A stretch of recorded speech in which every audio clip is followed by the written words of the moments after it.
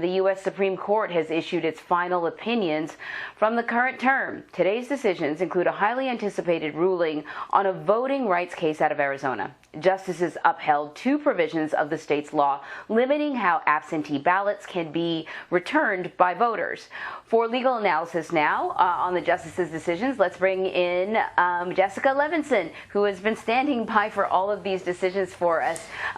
You are a CBS News legal contributor and a professor at Loyola Law School. So let us talk about this Arizona case, because it had to do with two things. It had to do with who can return the absentee ballots for you, and also what if you vote in the wrong precinct.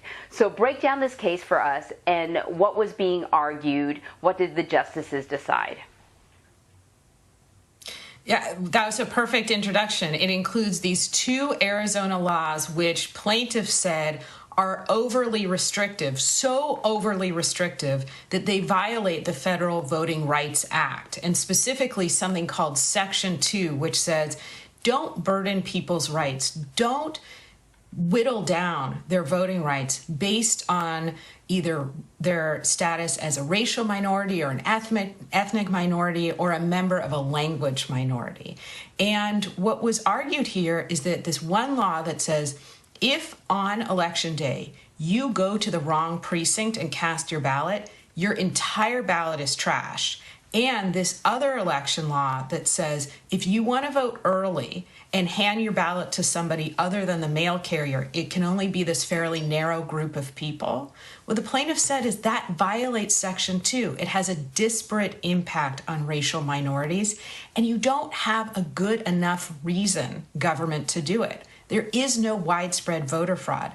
Today, what the court said in a 6-3 majority written by the Chief Justice is that those two laws are in fact acceptable, that they don't violate Section 2.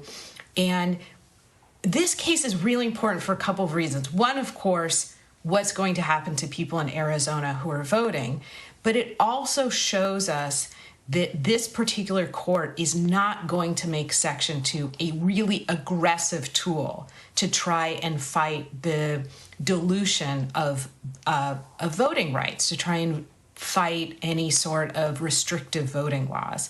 And so I think what we saw today is what we've expected for a long time in other cases, this 6-3 conservative to liberal split.